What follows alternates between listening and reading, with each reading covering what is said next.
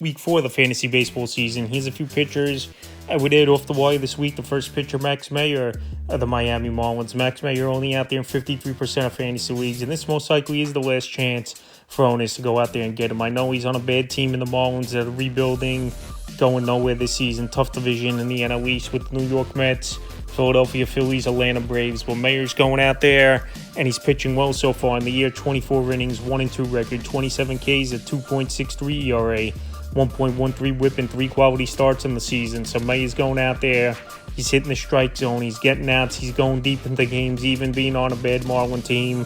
And he's actually pitched versus some good teams and held his own April 4th to the Braves. 6 innings, got the loss. 8 hits, 3 runs, 2 walks, 8 Ks, a quality start. April 9th at the Mets, 6 1/3, got the win. 2 hits, no runs, 2 walks, 4 Ks, a quality start. And April 16th versus the D-backs, 6 innings, got the loss. 5 hits, 3 runs, 2 walks, 8 Ks, a quality start. 3 games in a row with a quality start for Max Meyer. Pitching well for this Miami Marlin team. And he was a top prospect in the system for many seasons. And now it's come to fruition once he's been called up and pitching for this Marlin team. So with this Marlin team going nowhere, the only thing that could be a negative here for Meyer down the line this season, they shut him down on an innings limit later towards the year. And also as well, this Marlin team's going nowhere. Not a lot of wins. He's going to pile up, but definitely pitching well and overcoming a few of those things so far in the year. We go with next pitcher, Walker Buehler of the Boston Red Sox. He's just out there in 50% of fantasy leagues, just making the list. This week is Buehler. And so far, mixed bag of results with his new team. After last year, he was out majority of the season. Then he came back towards the end, and then in the playoffs, he got things going with some big pitching performances, and a big part of the Dodgers winning, obviously, from a pitching standpoint. On the year, 20 2/3, 2-1 record, 17 Ks, a 5.23 ERA, a 1.26 whip, and a quality start on the season for Buehler. So like I said, it's been a slow start for Buehler, but the last couple outings, he's starting to go out there and find it with his new team in the Boston Red Sox. And obviously a tough division in the AL East with the New York Yankees, with the Blue Jays that still got some boppers in that lineup, obviously led by Vladimir Guerrero. And even the Tampa Bay Rays, their pesky team always, in Baltimore, has some great hitting. April 4th versus the Cardinals, 5 innings, got the win. 7 hits, 5 runs, a walk, 4 Ks. April 10th versus Toronto, 6 1/3, no decision. 4 hits, a run, a walk, 7 Ks, a quality start. And April 15th at Tampa, 5 innings, got the win. 3 hits, 2 runs, 3 walks, 3 Ks. So the only thing with Buehler, 5-6 innings at most, I think you're going to get from him. Obviously coming off of Tommy John a couple seasons ago.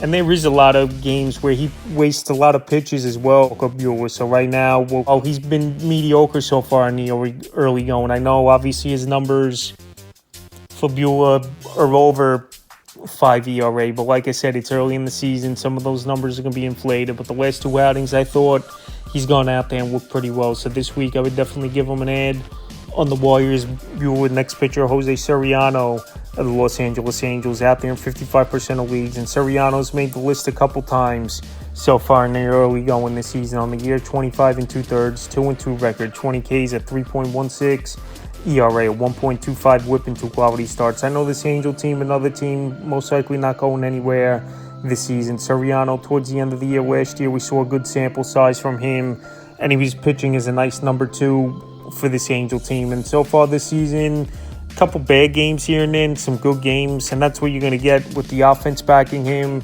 And also in that division, there's some easier matchups as well. Soriano, April 4th versus the Guardians, 5 1/3, got the loss. 5 hits, 5 runs, 3 walks, 9 Ks. April 10th at Tampa, 7 2/3, got the win. 5 hits, a run, 3 walks, 4 Ks, a quality start. And April 16th at the Rangers, 5 2/3, got the loss.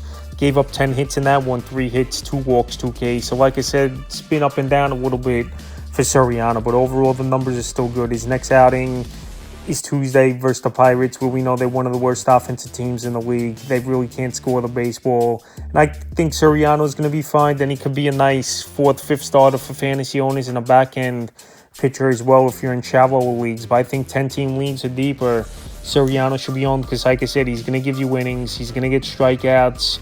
And he's going to go deep into ball games as Soriano, where he's got opportunities to win, even if he gives up, let's say, sometimes 3 or 4 runs in the outing. So this week with Soriano still out there in 55% of leagues, he's an ad this week. The next pitcher, Hayden Wesneski of the Houston Astros. If he keeps it up with Wesneski, he's going to be a pitcher 50+% owned and not on the list. So this could be the last week for owners as well to go out there and get him. And he's available only in 58% of leagues on the year. 23 innings, 1-1 record, 25 Ks, 3.91 ERA, 0.7 WHIP, and 2 quality starts for Weninski. So he was part of the Kyle Tucker deal in the offseason, where so far for both teams, I think it's been an okay deal, with obviously the Cubs being the favorite with the way they're playing, and Tucker, the tear he's on to start the season.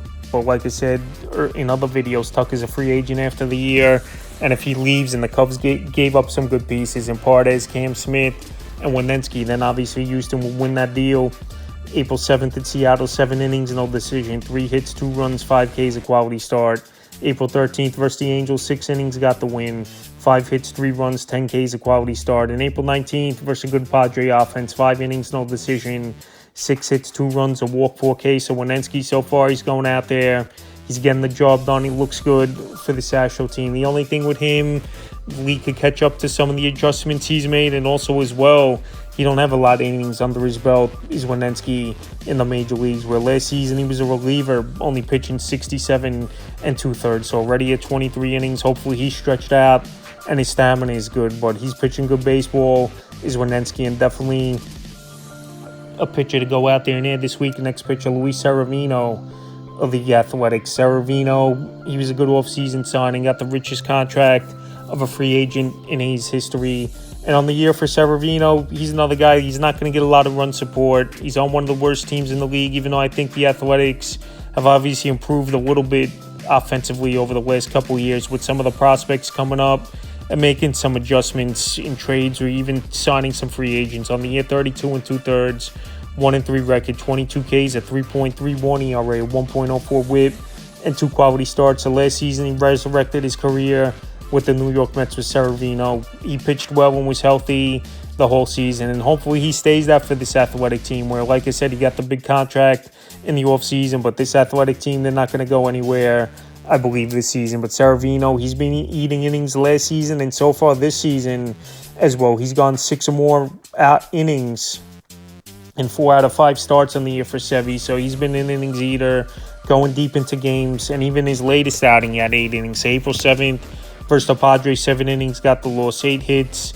5 runs, 3 Ks in that one. April 13th versus former team, the Mets, 5 2/3, got the loss, 4 hits, a run, 3 walks, 6 Ks. And April 19th at the Brewers, I know their offense has been hit or miss so far this season. 8 innings, got the win, 3 hits, a run, a K, and a quality start. Severino out there in 63% of fantasy leagues. He's pitching good baseball for this Athletic team. And I know wins are going to be tough for him, but he's giving fantasy owners everything else. He could go out there, strike out batters. His ERA's in the mid-3s right now, is heavy.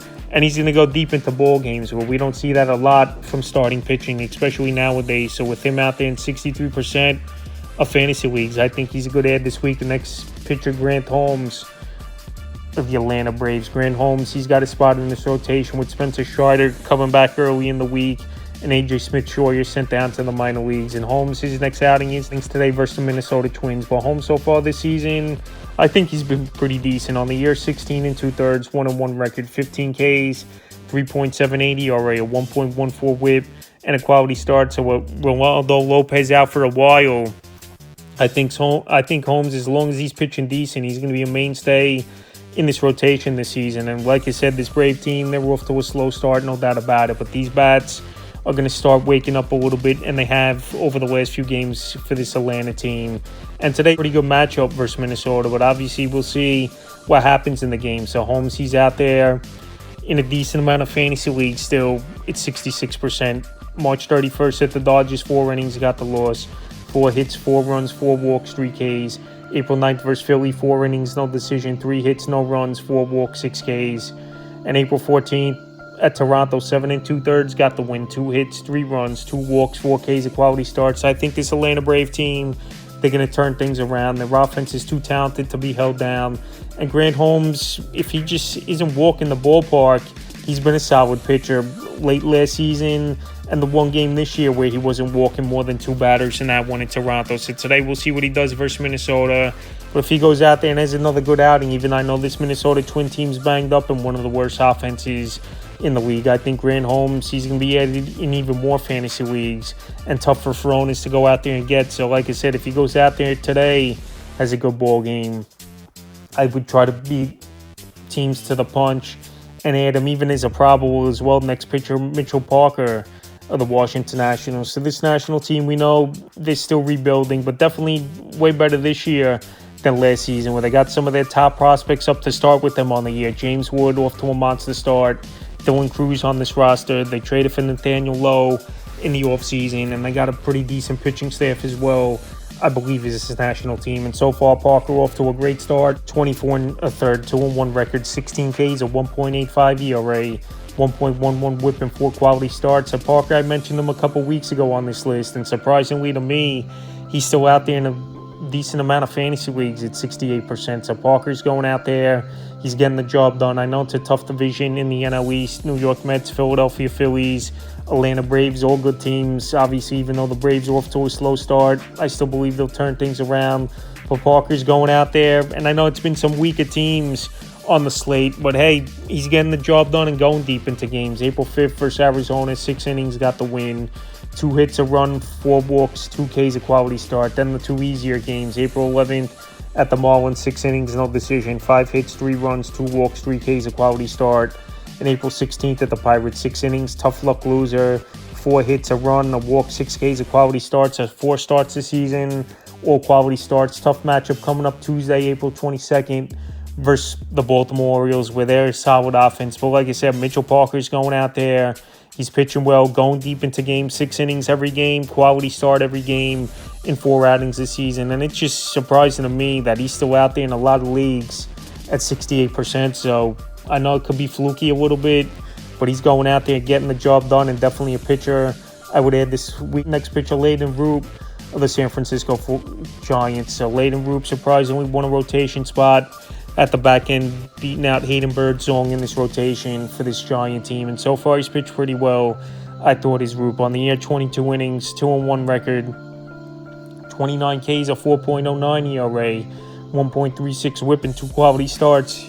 The Roop's going out there, and he's making the most of his opportunity, especially the last 2 out of 3 outings as Roop. So he's had 2 bad outings and 2 good outings to start the season. But San Francisco, one of the best teams in the league in the early going, even though in a tough division, obviously with the championship Dodgers, San Diego Padres, Arizona Diamondbacks, who made the World Series a couple years ago. But Roop, like I said, he's pitching well, and someone to add off the wire. Available in 73% of leagues. April 8th versus the Reds, 6 innings, got the loss. 7 hits, a run, 4 Ks, a quality start. April 14th at the Phillies, 5 innings, got the win. 6 hits, 4 runs, 3 walks, 8 Ks. And April 19th at the Angels, a great game. 7 innings, got the win. 5 hits, 2 runs, a walk, 9 Ks, a quality start. So Roop going out there, great K rate in the early going. This Giant team playing great baseball, like I said, so far in about the first month of the season. And anytime you can find someone off the waiver wire that could pitch well, get you good strikeouts, get wins, and has a good team backing them in the early going, that's definitely something fantasy owners want to go out there and do. And I don't know how long it's going to keep up for Roop, but obviously they liked him out of spring training, where he beat out Birdsong, like I said, who was impressive last season, I thought, towards the end of the year. Next pitcher, Andrew Heaney of the Pittsburgh Pirates. Heaney, another pitcher on a team that's going to go nowhere this season. Heaney, we know as well, he's a veteran where he's had a lot of up and down seasons in his career, and he could be a good trade chip for this Pirate team at the MLB trade deadline. On the year, 25 and a third, 1-1 record, 22 Ks at 2.13 ERA, 0.91 whip, and 2 quality starts. And so far, he's going deep into games in the early going is Andrew Heaney. His strikeout rate is pretty solid as well. We even saw him early in the year versus the New York Yankees pitch a gem, and he's pitching great baseball right now, with his next outing being April 23rd at the Angels. April 6th versus the Yankees, 7 innings, no decision, 5 hits, a run, a walk, 10 Ks, a quality start. April 12th at the Reds, 6 innings, got the loss, 3 hits, 4 runs, 2 walks, 6 Ks. And April 17th versus the Nats, 7 and a third, got the win. 5 hits, no runs, 2 walks, 4 Ks, a quality start. So Henny's going out there, pitching deep into games, out there in 75% of fantasy leagues. The only problem, I don't think he's going to get a lot of wins, obviously, like I said, on this Pittsburgh Pirate team. but he's getting quality starts, pitching good baseball.